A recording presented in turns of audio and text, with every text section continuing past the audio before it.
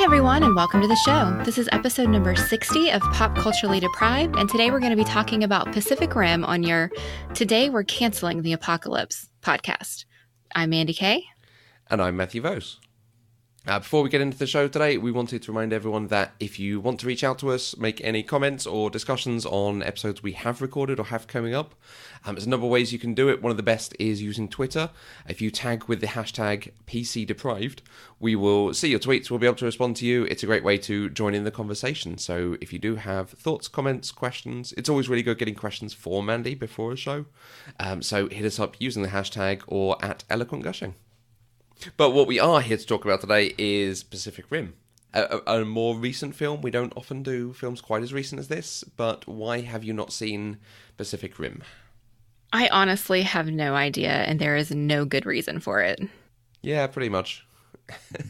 I mean, I think this is the first movie that we've done in this run that I have no good reason for why I've never seen it, and I should have. Had you heard of it? Do you remember it coming out at the cinema? I do remember it coming out, and I remember it being really super popular and everybody loved it. I just don't know what was going on with me. Okay. Well, we'll get into your expectations in a little bit. For some history, Pacific Rim is a 2013 science fiction action film directed by Guillermo del Toro, who wrote the screenplay along with Travis Beacham, who was also the story writer.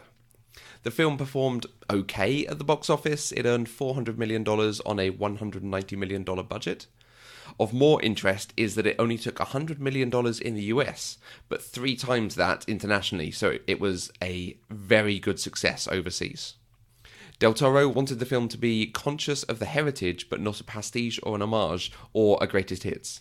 The design of the kaiju and the Jaeger alike were done from scratch, and they were intended to stand alone from other films in this genre that had gone before. The designers frequently drew from forms in nature rather than other pop culture. The computer voice they used in the film is based on the AI GLaDOS from Valve's Portal series, as portrayed by Ellen McLain. Del Toro had played through the games, including the co-op elements of the second game with his daughter. He approached Valve about using the voice, and they agreed. The first trailer heavily featured GLaDOS and delighted fans of the game series. In the final film, they used fewer of the filters that they would have done to make the voice of GLaDOS, so the voice is less of a distraction. A sequel, Pacific Rim Uprising, is to be released later in this year, starring John Boyega as Pentacost's son, and is directed by Buffy alum Stephen S. DeKnight. I'm actually excited about the sequel. I saw the trailer for it before I watched Pacific Rim for this and thought that movie looks really good. And so I knew I needed to watch Pacific Rim, which is why I asked if we could go ahead and do it. Although I'm surprised that the first one didn't do so well in the US because there's a lot of hype around the sequel. Mm-hmm. So, I mean, that just feels strange. Like, why are people so excited about the sequel if they didn't really go see the first one? Unless it's just it gained more of a following once it was released on Blu-ray? Yeah, commercially, it did okay. Critically, and in general from audiences, it was very, very well received. So the people who saw it raved about it, and it has been a few years, so it's been able to get a bit of word of mouth and following in home media and other releases at the cinema. It was released alongside other films that weren't huge performers, but also would have taken some of the audience away. So the same week it came out, Grown Ups 2 was released, which is arguably not too much of a dissimilar audience. Despicable Me 2 was reigning at that point. The following weekend, Red 2, R.I.P.D., The Conjuring. So there were other films being released that were also sort of summer action films. Okay. Yeah. In fact, 2 weeks later was The Wolverine, and nothing else came out against The Wolverine. Hugh Jackman goes to Japan. Ooh. I don't think I've seen The Wolverine yet. It's better than the first one, but it's not as good as the third one. And when you say the third one, do you mean Logan? I mean Logan, yeah. Okay. It's like the Thor series. They get better as they go on. Right. Okay. I saw the first one and I saw Logan, but I didn't see the middle one, so... Interesting. Okay. That first one is utter trash. The second one, it does some interesting fight stuff, but it's not different from anything you could expect. We're not here to talk about that. We're not. You're distracting me. Talk about other films. Quick. Yeah, the video game voice thing, that was excellent, because that, I think, got it a bigger audience, because I remember the weekend or the week that trailer came out, all the video game sites got to write about it. And again, that is a good audience for this film to target. Oh, definitely. Yeah, so all the sites wrote about it. They were linking to the trailer, so it got a lot of eyes on it, probably quicker than it would have done without her doing the voice. And it's not even like, it isn't GLaDOS, it doesn't have the personality, anything like that, it's got the same voice, and that's neat. Yeah, I think if I was a fan and knew that, I probably would have enjoyed it, but I didn't know that because I don't game, so... You do need to play the Portal games. They are excellent. It's on my list now that I have an Xbox. Getting there. They should go up. They should get to the top of the list, frankly. All right. Yeah. Do you want to give us a brief synopsis? What is this film about for people who don't know? So my synopsis is shorter than IMDb's synopsis. My synopsis is that monsters from another dimension terrorize Earth, and the military builds giant robots to defeat them. I mean, that's the first 2 minutes of this film. But, I mean, that's what the movie's about. So IMDb gives a little more information and says, as a war between humankind and monstrous sea creatures wages on, a former pilot and a trainee are paired up to drive a seemingly obsolete special weapon in a desperate effort to save the world from the apocalypse. Which is not quite right either.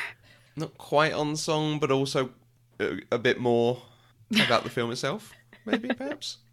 Let's get into that in a second. How did you watch this film? A friend of mine owned it, so I did not have to rent it. Okay. Did you check? Is it available anywhere for streaming? I didn't check. I should have. Well, it's not available streaming over here for free on any account, so I could have rented it. I ended up actually finding the DVD in a charity shop. Okay. And it had a code to download the digital version of it, which I was very excited about. I was like, oh, great, I could use that, and that'd be an easy way to watch it on my computer. But the code ran out in 2015. So that was less useful than I thought it was going to be. Right. Yep. Hey-ho. Okay, so this is recent enough for you to be able to remember it coming out and other people seeing it. What expectations did you have, both for what would be in the film and how you would react to it? I honestly expected it to be like the Transformers and full of sci-fi goodness. My only experience with giant robots is the Transformers, and I really enjoyed the first 2 Transformer movies. And so when I saw the trailer for this one, I remember distinctly thinking, oh, they're trying to capitalize on the success of the Transformers, which of course is not what this movie is about at all. Yeah. But it had that same, at least in the early trailers, it had that same visual style because they focused so heavily on the giant robots. And all I can say is because I didn't watch it, my expectations back then were maybe that I didn't think I was going to enjoy it. But when it came time to watch it for this, I absolutely thought I would really, really enjoy it just because a lot of people that I know and respect love this movie. And I mean, I really like sci-fi now and action films now and robots. So, I mean, there wasn't really anything about this movie that I wouldn't like, if that makes sense. Good. Okay, so I didn't really mention the cast up top. Guillermo del Toro as director. It's a fairly extensive cast in this with people that you might recognize from other things. So Charlie Hunnam, Idris Elba, Rinko Kikuchi, Charlie Day, Ron Perlman, and other actors. So do you have experience of them? Have you seen anything else they've done? A few of them, yes.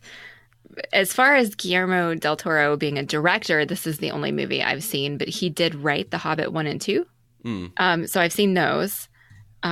Idris Elba, he was in Star Trek Beyond. I recently saw The Mountain Between Us, and of course he's Heimdall in the Thor movies.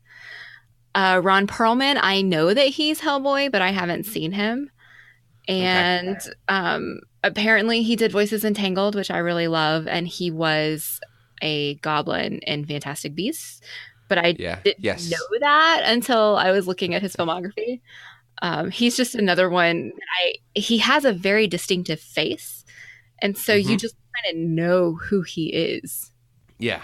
You haven't seen the old 80s Beauty and the Beast series? Yes. Was that Okay. him? Yeah, he's Beauty. No, he's Beast. I'm joking. Linda Hamilton was Beauty. Yes. Okay. Yeah. I don't know that.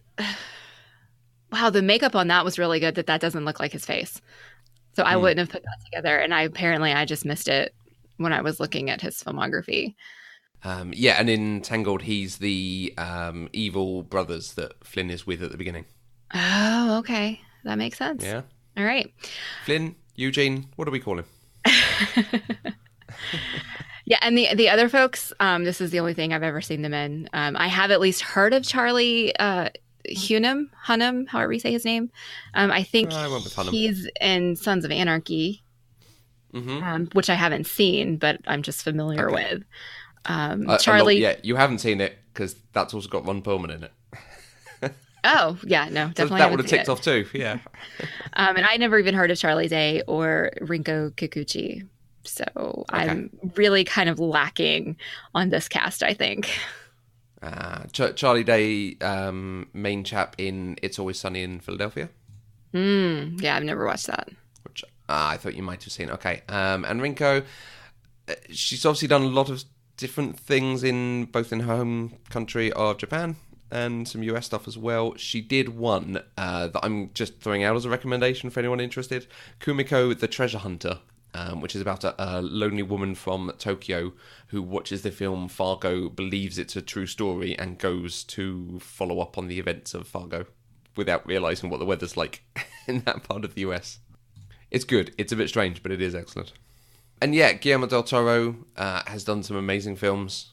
Both Hellboy films are excellent. Pan's Labyrinth is wonderful. Shape of Water is out this year. It's out in a couple of weeks over here, so I will be watching that at some point very soon, hopefully. I've heard very good things about that one. I can't wait. Guillermo del Toro and Doug Jones are a good combination, so very happy about that. So this is about giant monsters. I don't think we've talked about monster movies in quite this way, the Godzillas of the world. So, Godzilla, King Kong, what's your experience of this sort of movie? I've not seen Godzilla or King Kong. But just talking about monster Okay. movies in general, I did see Cloverfield. We did Jaws for the show, which arguably is a monster movie, just slightly different. Gremlins. I saw The Fly with Jeff Goldblum, and I've seen Cabin in the Woods. Other than that, I don't really think I've watched a lot of monster movies because they tend to fall in the horror genre for me, and I don't do much horror. Okay, that's fair. The recent US Godzilla film is very good. King Kong Skull Island was a bit of fun. I do want to watch that one, but mostly because of the cast. I'm a big fan of Tom Hiddleston and Brie Larson, and it just looked like it might be fun. So Yeah, Tom Hiddleston doing a role that I would have expected Chris Hemsworth to fill. It didn't quite work, okay, but that's because of what we've seen him do elsewhere. So if he wants to be an action hero, this could be a good start, but okay, didn't quite buy it. Okay, Pacific Rim, did you enjoy it? I did. Any qualifiers? Not at this point. I think maybe as we talk about the movie a little more, it'll make sense because the things that I liked about the movie are not the action giant robot sci-fi aspects of the movie. Okay. What did you enjoy about the film? This film had a surprising amount of heart to it. And for me, this movie was about the characters and not about the fighting or the monsters. I mean, it had a ton of action. I mean, there was one fight scene in there that I thought was never going to end.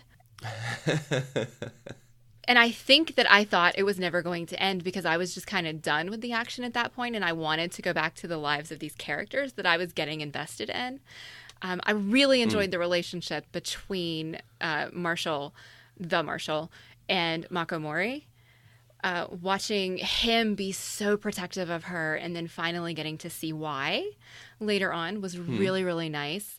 Understanding why Raleigh was the way that he was and why he was so reluctant to get back in a Jaeger. Those are the moments that I really, really enjoyed. And it just wasn't about the robots for me, even though the robots were really cool. I cared about the lives of these characters, most of them, not all of them. Yeah, is very well written, that it gives us lots about these characters and makes them very sympathetic, pretty much all of them, despite the fact it's having to give a lot of attention to the world building, to the action, to everything that's going on, to who fits in where. Mm-hmm. Everyone's quite, like, fun to support and got interesting dynamics going on.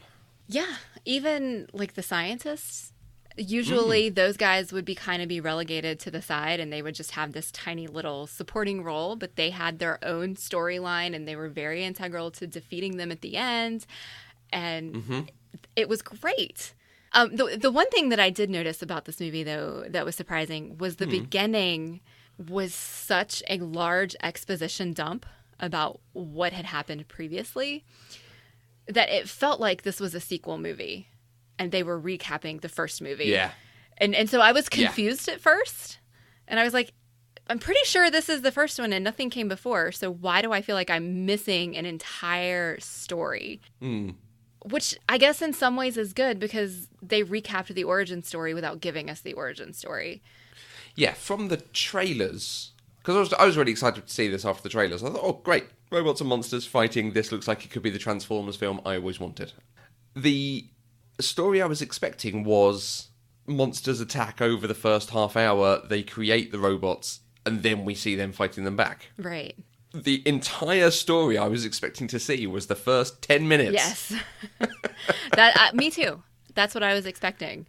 Yeah. And that is definitely not what we got. But in some ways, that's arguably better from a writing standpoint. It just was different because you don't see that a lot. Yeah. I mean, even when you get huge exposition dumps, it's usually like somewhere in the middle of the movie and not at the beginning, kind of setting you up for what's coming. So I liked it. Is that one of the reasons it's so well received? I mean, and characters great, story's great, action's good. But the fact that generally, certainly when it came out, people expected one thing and got it, but a very brief version of it, and then got a whole other story on top of that, which is excellent. Does that sort of add, another 30% to any rating for it? Oh, that's a good question. Maybe, because you come out getting more than you went in expecting, in a good way. But yeah, the whole opening sequence, you get a good fight, but it does teach you a bit about the hubris of these people. Yeah. Where you're thinking, just do what you're being told. Just don't pick up the boat. Leave the boat alone.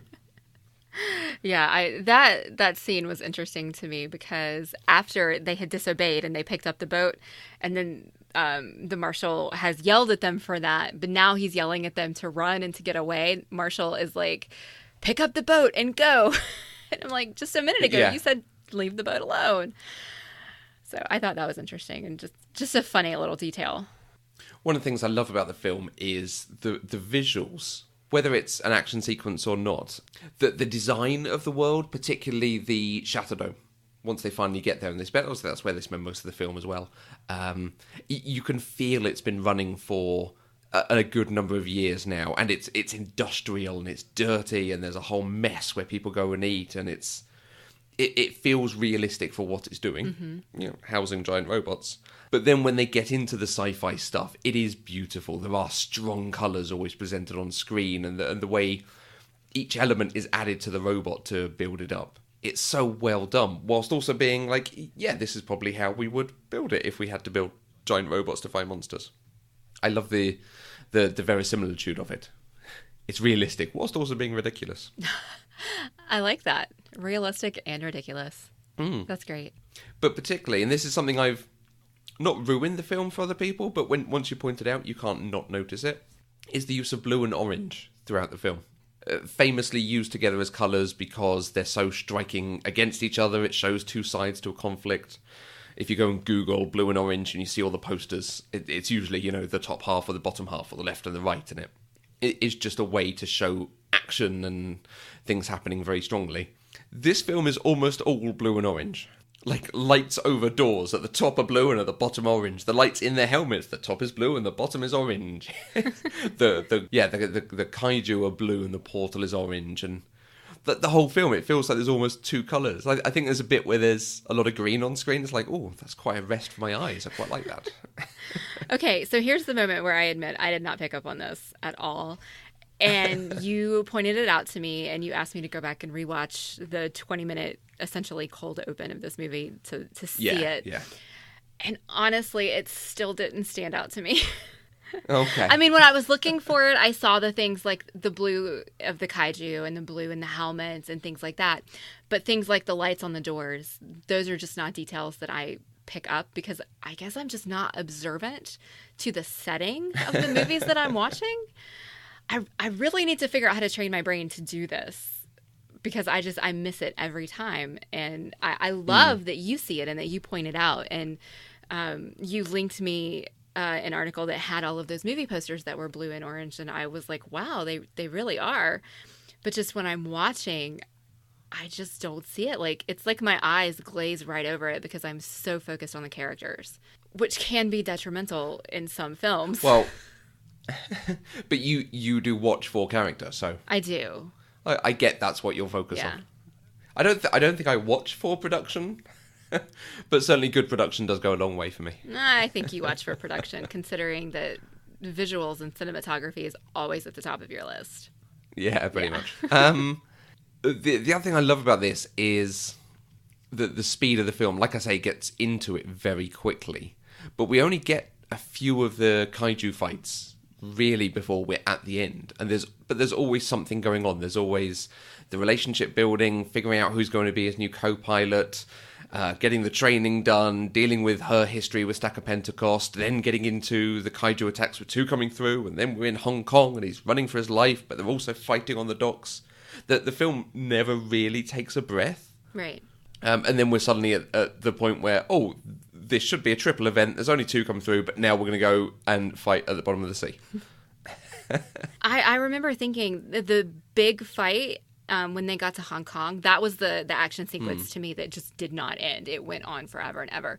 I remember thinking, wow, I didn't expect the climax of the movie to come so soon because I was thinking this was the big fight. And I think part of that is because of the speed of the film. Everything was just coming and coming and coming and not stopping. So when you got to this long sequence, that's what it felt like. But then it wasn't, and we had more fights to go. But I definitely did notice how everything was just coming and coming and coming. Yeah.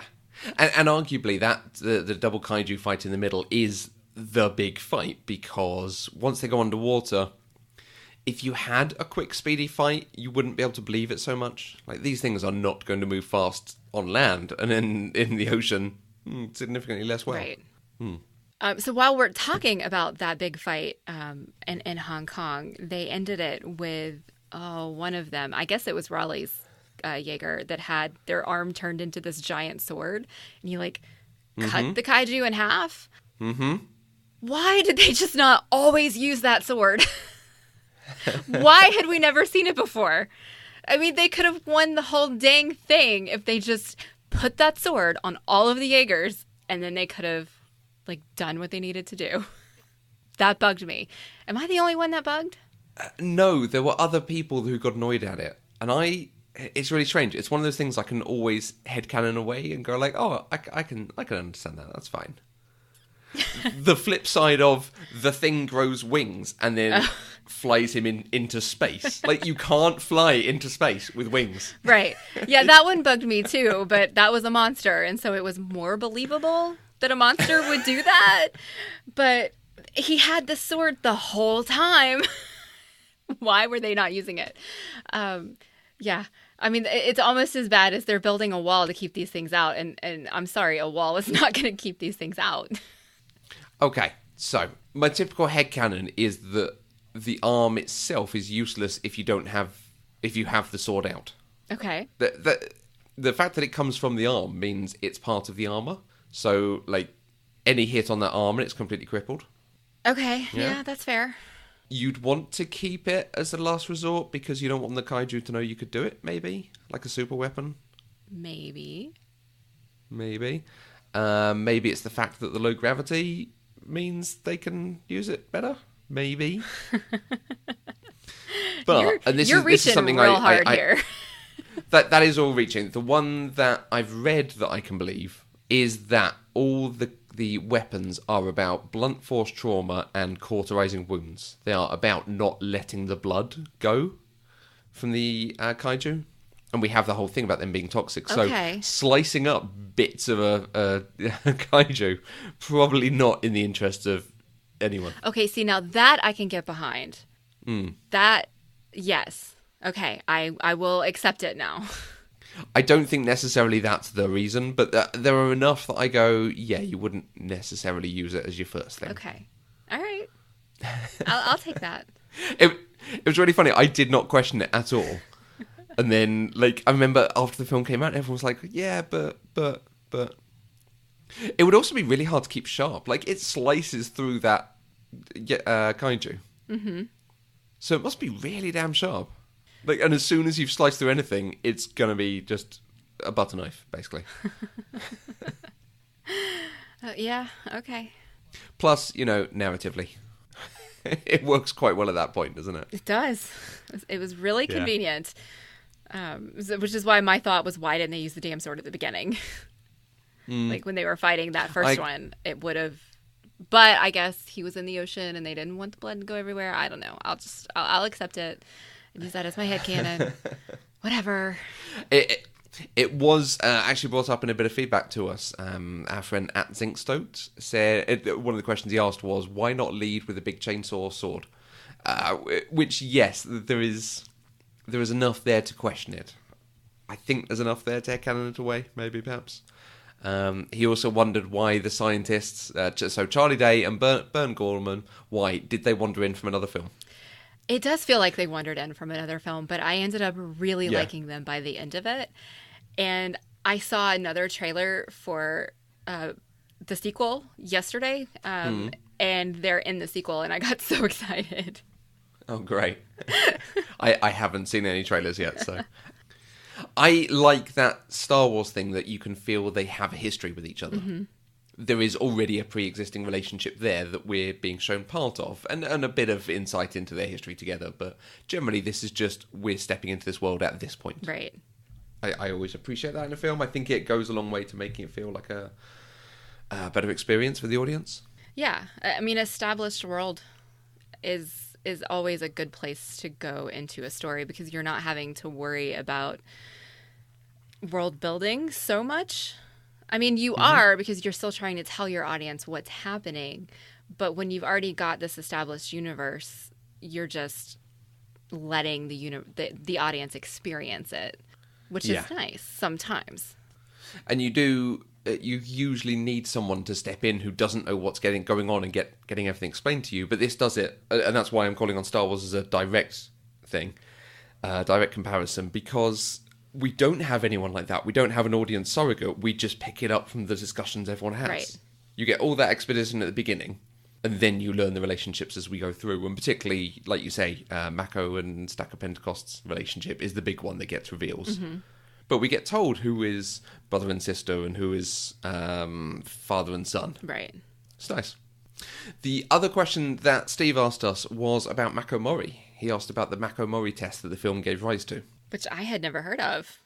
No, I again remember it from the time and had completely forgotten it. We've talked in the past about the Bechdel test, which Alison Bechdel developed as in her comic, that a film can be considered at least worthy of being watched if it has at least two women in it. The two women have a conversation with each other, and their conversation is about something other than a man. Yes. And I think there's a generally consideration that the women are named as well. Mm-hmm. For some reason, that's stuck in my head as a thing. The reason it gets discussed here is because this film has a very good female character in it, who has a really good story and really good relationships, but I think there's only one other named woman in this. They don't have a conversation. Yeah, I don't even remember the other named woman, honestly. I think it's the Russian... The two blonde Russians, and one of them's a woman. Yes. Yeah.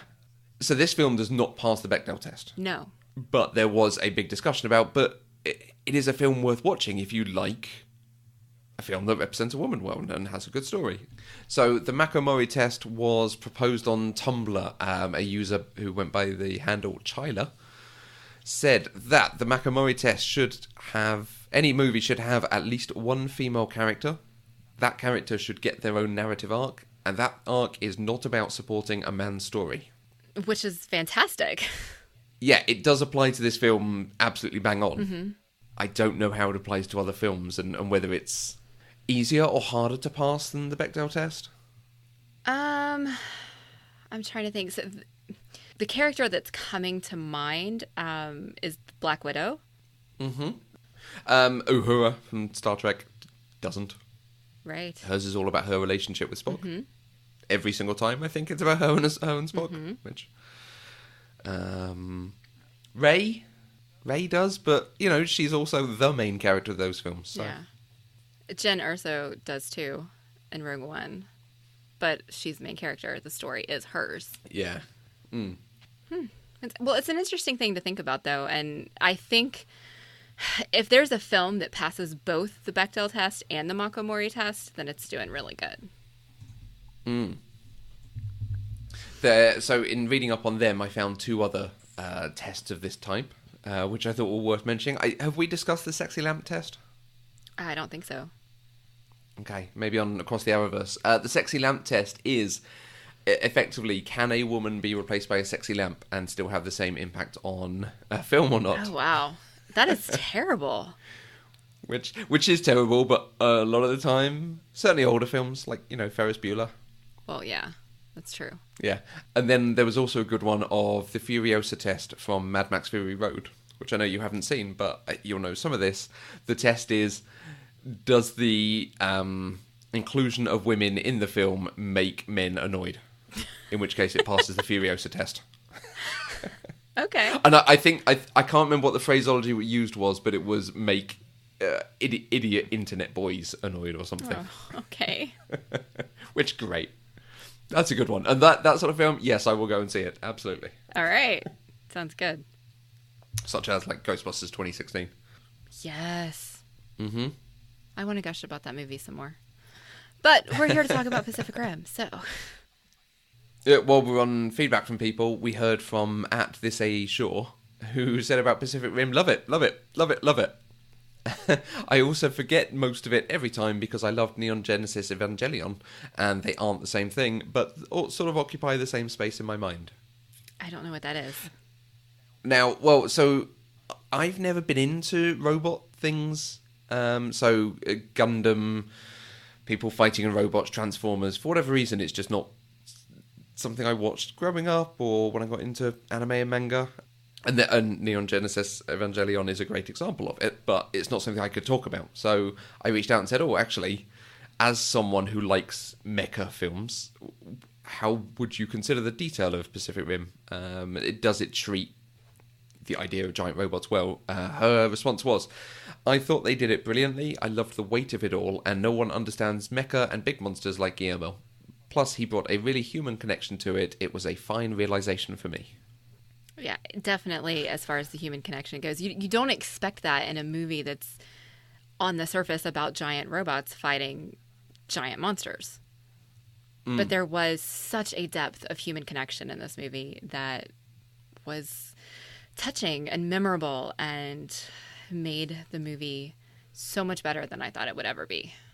Question for you. When you think about the human connection and the human elements of it that you enjoyed so much, are there specific scenes or interactions that you think of? I think of characters more than scenes. And I'm going to point out the three main characters, obviously, which are Raleigh, Makamura, and Pentecost. And the inner relationships that they had, because they all had relationships with each other in different ways. Like Raleigh and Makamori, and the way he completely stood up for her and said, no, she can do this. She is the only one who should be in this giant robot with me. The relationship he had with Pentecost, even before his brother died, and then us kind of seeing Pentecost bringing him back into the fold and all of that stuff, and then the relationship between Makamori and what's his face? I keep saying his name, Pentecost, and getting to see the flashback of how he saved her, and that is wonderful. Watching the two scientists have their relationship together, It's just all of these little moments, but I think of the characters themselves more than I think of the specific moments because they just all blend together into one emotional experience for me, if that makes sense. Okay. It's interesting. Every time you've mentioned it, this is why I wanted to ask, I think of that fight scene, the sort of quasi-kendo fight scene that they do. Mm-hmm.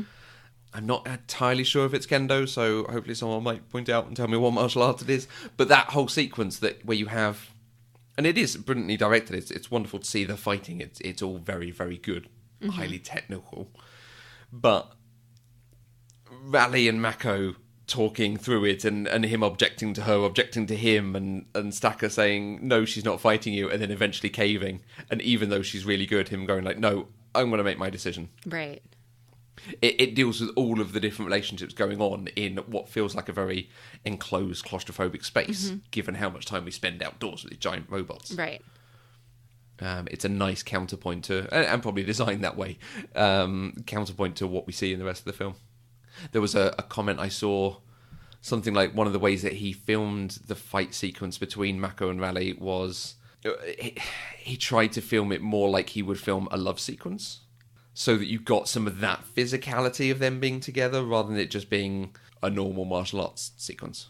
That makes sense because watching it did feel very intimate, even though it was a fight scene. Mm-hmm. The last of the comments we got, just to throw into that, is from @CaitlinGSS, who said that saving the world with friendship and giant robots is just the best thing ever. I think that's perfect. I love that. She's great.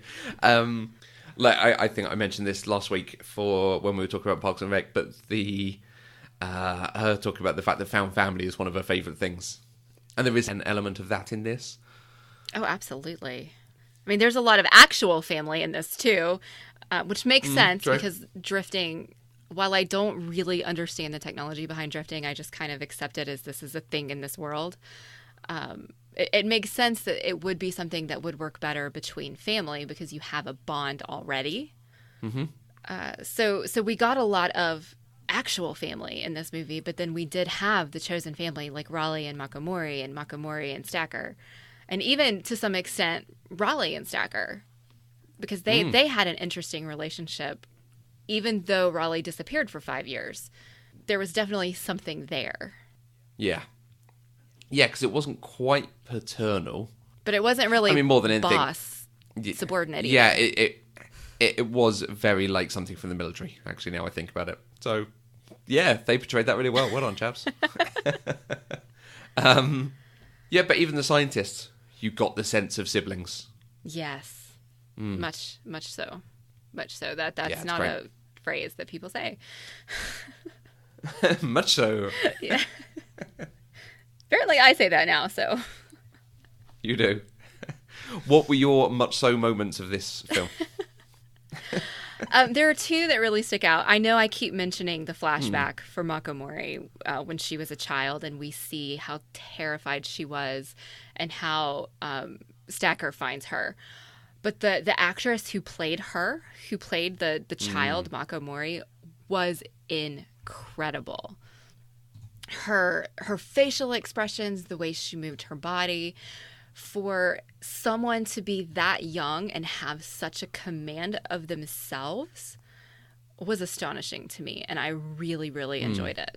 Yes, the actress playing her, Mana Ashida, who I don't think has been in particularly anything in Hollywood. She's done some Japanese dubs of Hollywood releases. Okay. But this is the only thing that I would say is a American film that she's been in. Okay. Well, she should be in more things because she was phenomenal. Yeah.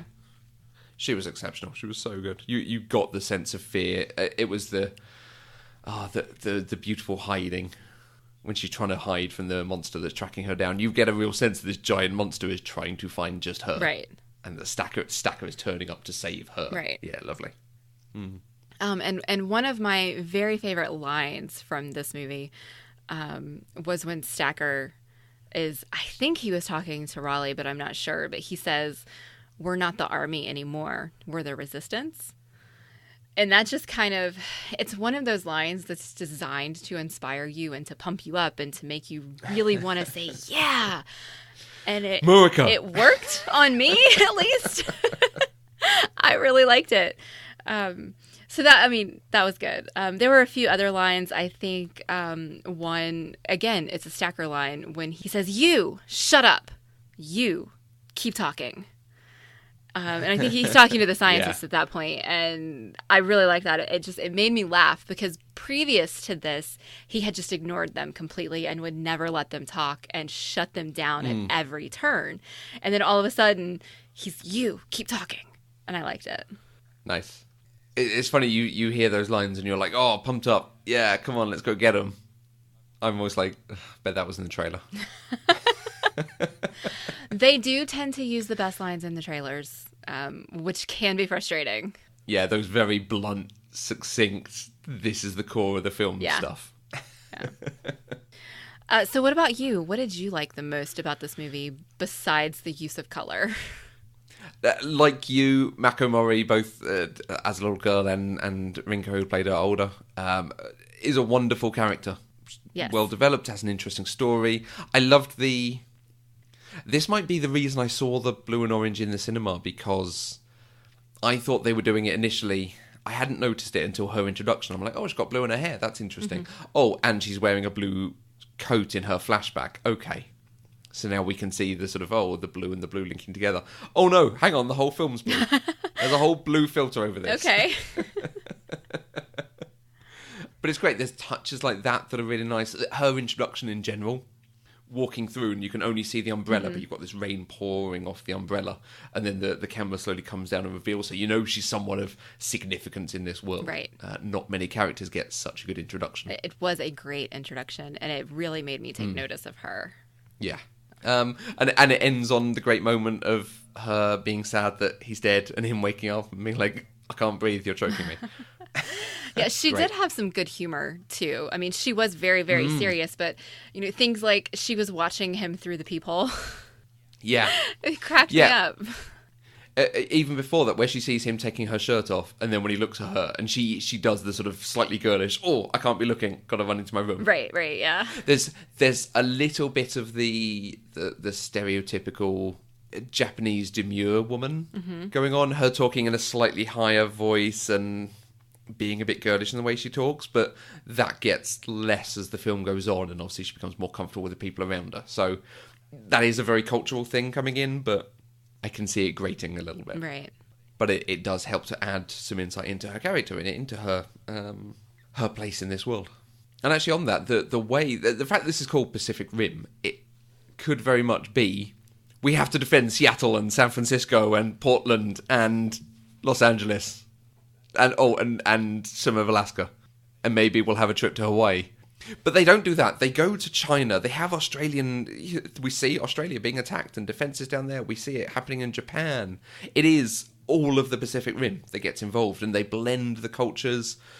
We see people from different cultures coming together. We see elements of them being introduced in the martial arts, in the styles of the fighting, and the different robots that are manned.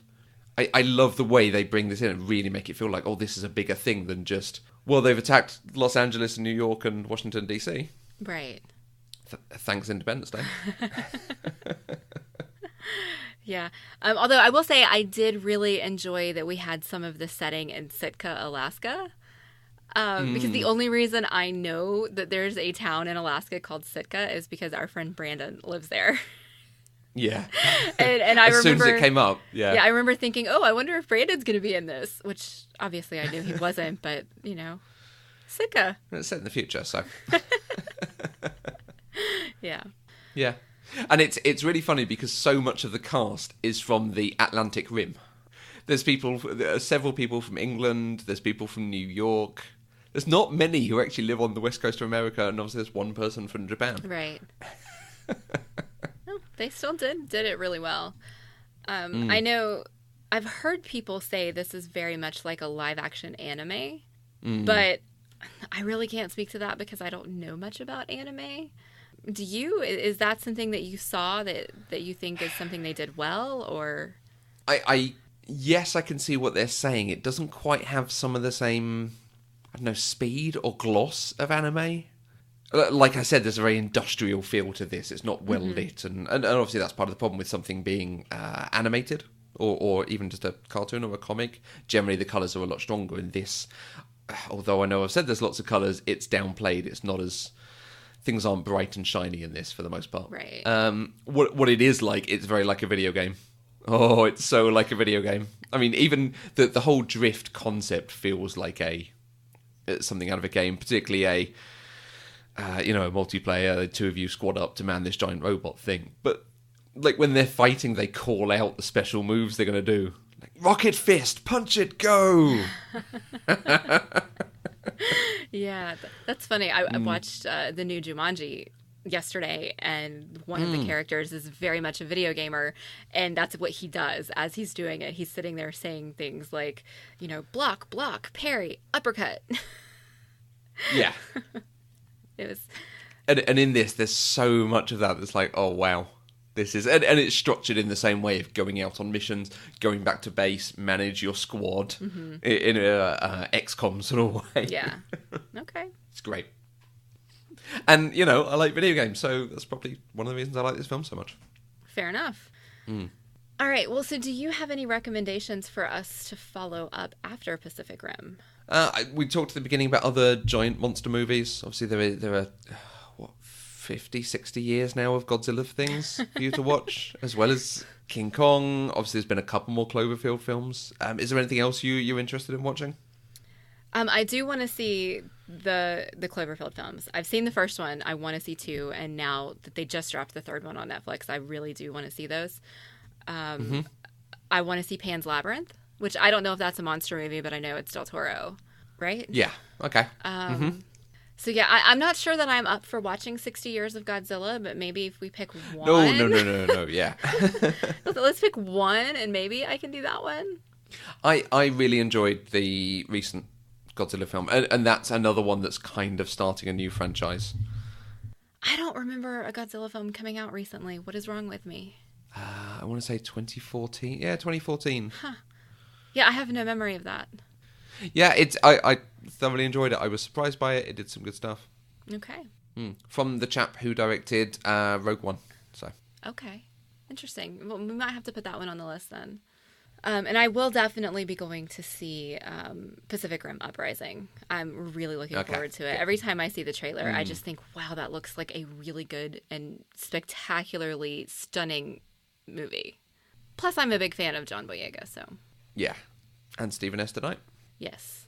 Anyone who is involved in Buffy is going to do good work. All right. Well, if you would like to join the conversation, you can use the hashtag PCDeprived on Twitter. You can also find us on Twitter, Facebook, and Instagram at Eloquent Gushing. Or you can email us at podcast@eloquentgushing.com. You can find each of us on Twitter. I'm at Mandy K. And I'm at Matthew Vose. Pop Culture Deprived is 100% funded by listeners like you through our Patreon page. Anything you can give gives access to exclusive content and helps to support the network and our other shows. You can find more information at patreon.com/eloquentgushing. And don't forget to visit the homepage, eloquentgushing.com. You can find the other shows we do and subscribe to our newsletter for the latest news and announcements. We'll be back next week with another episode of Pop Culturally Deprived, where we'll talk about the musical Rent with Catherine Kay. Until next time, I'm Mandy Kay. And you can always find me in the drift.